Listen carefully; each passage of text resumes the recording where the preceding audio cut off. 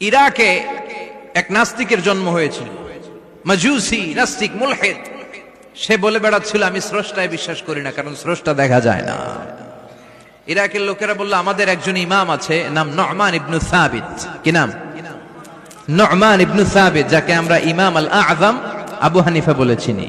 সবাই বলল তুমি যে স্রষ্টারে খুঁজে পাও না, আমাদের ইমাম তোমারে স্রষ্টা দেখায় দিবে। সুবহানাল্লাহ পড়েন। সে বলল ঠিক আছে, তাহলে তোমাদের ইমামরা আসতে বলো। কবে?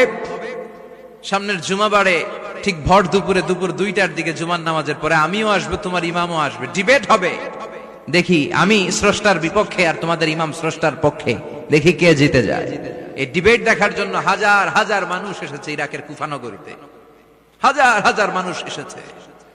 ওই নাস্তিকও এসেছে যে আল্লাহকে বিশ্বাস করে না, স্রষ্টাকে বিশ্বাস করে। সবাই এসেছে, আসে নাই শুধু ইমাম আবু হানিফা।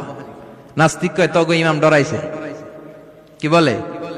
তোদের ইমাম ভয় পেয়েছে। উনি এসেছেন 1.5-2 ঘন্টা দেরি করে।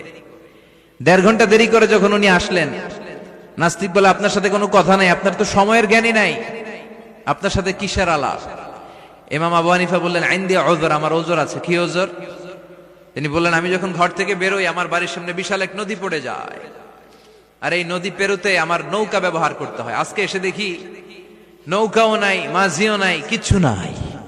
কিভাবে পার হবো? হঠাৎ দেখলাম নদীর পাশে বিশাল বড় গাছ, গাছটা হঠাৎ এমনি এমনি 2 টুকরা হয়ে গেল। গাছ থেকে বিশাল কাঠের তক্তা বের হয়ে গেল। তক্তাগুলো অটোমেটিক্যালি জোড়া লেগে নৌকা হয়ে গেল। এই নৌকা মাঝি ছাড়া সা করে আমার সামনে চলে এলো।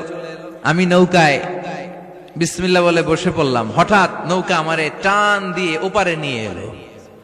তারপর আমি আপনার এই ময়দানে ছুটে এসেছি। এই যে গাছ কাটা, তক্তা হওয়া, নৌকা হওয়া, মাঝি ছাড়া চলা, এই প্রসেসিং হতে আমার 2 ঘন্টা সময় লেগেছে। I am extremely sorry.